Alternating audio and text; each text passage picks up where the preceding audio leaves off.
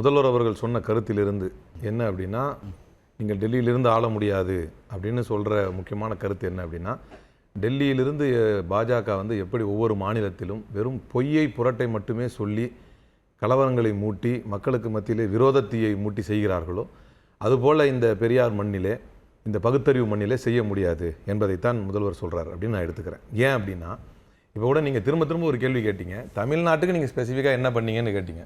பாவம் அவரால் கடைசி வரைக்கும் அதை சொல்ல முடியல. அவராக ஒன்று சொல்கிறாரு, அதுக்கு அவர்கிட்ட என்ன ஸ்டாட்டிஸ்டிக்ஸ் இருக்குன்னு தெரியல. ஆனால் ப்ரெஸ் இன்ஃபர்மேஷன் பியூரோவுடைய ஸ்டாட்டிஸ்டிக்ஸ் நம்மகிட்ட இருக்குது.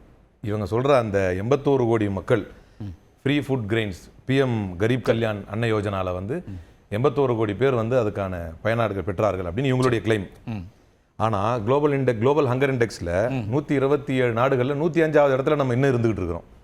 இவங்க சொன்ன கிளைம் படி அது உண்மை அப்படின்னா இதைத்தான் முதல்வர் சொல்கிறார். நீங்கள் டெல்லியில் இருந்துக்கிட்டு எல்லா மாநிலத்திலும் எப்படி சும்மானா பொய்யையும் ஜும்லாபாசியும் வீசி வீசி எல்லா இடத்துலையும் நீங்கள் ஆட்சியை பிடிக்கிறீங்களோ அது மாதிரி இந்த பகுத்தறிவு மண்ணில் உங்களால் செய்ய முடியாது என்பதை முதல்வர் தெளிவுபடுத்துகிறார். இப்போதும் விவாத காலங்களில் எங்கு வரும் பொழுதும் இந்த வாயில் அப்படி சொல்லிட்டே வராங்க இல்லையா ஸ்டாட்டிஸ்டிக்ஸ், இதையெல்லாம் உண்மையோடு ஒப்பிட்டு பார்க்கும்பொழுது அனைத்தும் பொய்யாகவே இருக்கு. அது இல்லைன்னு மறுக்கல. இப்போ அவர் வந்து பொதுவான திட்டங்களும் அதே போல தமிழ்நாட்டுக்கு என்னென்னது செய்கிறோம் அப்படின்றதும் பொதுவான திட்டங்கிறது ஜெனரல், அதுக்குள்ள தான் தமிழ்நாடு வருது. பொதுவான திட்டமே அது ஃபால்ஸ் கிளைம்ங்கிறேன். எதை வச்சு சொல்றேன்? பிரஸ் இன்ஃபர்மேஷன் பியூரோ ரிப்போர்ட் வச்சு சொல்றேன். எப்போ 52.5 கோடி லோன் வந்து இப்போ சொன்னார்ல முத்ரா யோஜனால கொடுத்துருக்குறோம் அப்படின்னு, அதுல 50% முத்ரா லோன் வந்து ஜெனரல் கேட்டகரிக்கு தான் போயிருக்கு. ஓகே, அப்போ அதில் என்ன ஆகுதுன்னா 65% டோட்டல் டிஸ்பர்ஸ்ட் அமௌண்ட்டில் வந்து 65% யாருக்கு போகணுமோ அவங்களுக்கு போகலை. நீங்கள் கொடுத்தீங்க சரி, யார் சொன்னார்ல பெண்கள் அதிகமாக பயன்பெற்றிருக்காங்க, போனதே ஜெனரல் கேட்டகரிக்கு ஆச்சு. அப்படி அதே பெண்களில் எந்த பெண்களுக்கு போகணும்? அண்டர் பிரிவிலேஜ் பெண்களுக்கு போகணும். ஆனால் ஜெனரல் கேட்டகரிக்கு போயிருக்கு. 78% லோன் எதன் கீழாக வருது? சிசு கேட்டகரி. அப்படின்னா அதில் வந்து 50,000 வரைக்கும் இருந்தால் தான் அவங்களுக்கு 50,000 கீழே இருக்கணும்.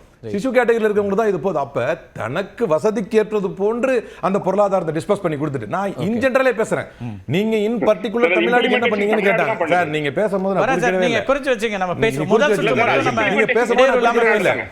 இப்ப அண்ணாமலை கூட இது சொன்னார்ல, இங்க தமிழ்நாட்டில் நான் சொல்லுவேன் அது வந்து பாஜகவுடைய ஆட்சி தான் அப்படின்னு சொல்லுவேன், அதுக்கு ஏடிஎம்கே காரங்க அதை எப்படி எடுத்துட்டு பதில் சொல்றாங்கன்னு நமக்கு தெரியல.